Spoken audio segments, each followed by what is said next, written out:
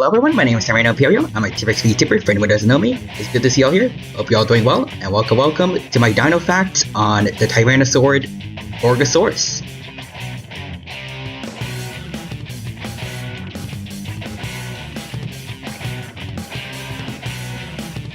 Gorgosaurus is a tyrannosaurid from late Cretaceous, North America.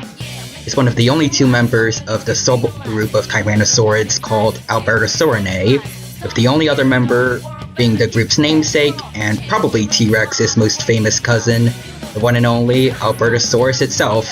And even though Allotyrannosaurus is pretty small of a group with only two genera to its name, these two tyrannosaurids are very important in regards to information regarding Tyrannosaurid group as a whole and how they evolved, especially with today's topic, Gorgosaurus. Dozens of fossils to its name, is by far one of the most well-represented tyrannosaurids in the fossil record, possibly being the best represented one.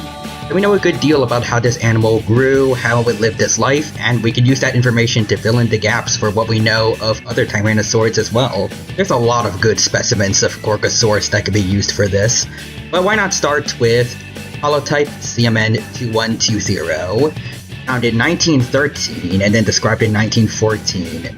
It's the very first Tyrannosaurid specimen to be found with a complete hand, and it's a nearly complete skeleton overall too. It also had some damaged ribs and leg bone that is believed to have been caused, according to a 2001 paper, by a fight with another dinosaur. But if you want to talk about pathologies, we're gonna have to talk about Ruth, aka proof that dinosaurs could have abysmal luck, which I can relate to immensely. God damn it! When instead of emotional damage, Ruth had all physical and multiplied by a lot. For instance, she had herself a broken chin, she had multiple fractured ribs, she also had a crooked up tail, and her legs. She has two broken legs, one of which was so bad that the fibula bone, aka the calf bone, would have been protruding out of the leg itself. And if that isn't enough for you, she's also the very first dinosaur specimen to be found with signs of a brain tumor. According to paleontologist Rick Hunter, this would have affected her cerebellum, which would have affected her motor skills and her balance, which more than likely contributed to some of her injuries. But in spite of all of this, she was still able to reach full size, and her injuries show signs of healing, which can only happen if she was able to survive long enough after getting the injuries, start recovering from them. So even though all the signs would point to her being basically in need of life support, truth is, Ruth was still trucking it and was still able to persevere.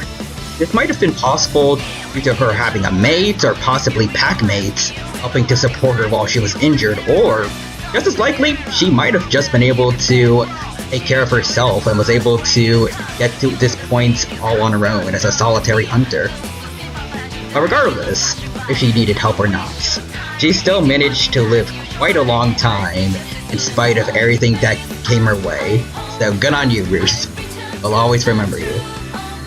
And moving on to something a little more wholesome, we have juvenile Gorgosaurus that was found alongside two juveniles of Cetipades, Novaraptorsaurian, in the form of stomach contents, specifically just the legs and caudal vertebrae. So why this find is important is because it tells us that, regardless if they got parental care or not, young tyrannosaurids were likely filling in the niche of mesopredators in their environment, hunting for themselves and going after small and medium-sized prey. Their adults would have gone after more large herbivores. But most importantly, this find told us one thing about tyrannosaurids. Probably would have loved chicken legs. I am right there with them. And there's just more reason why tyrannosaurids are the best. Thank you so very much for watching.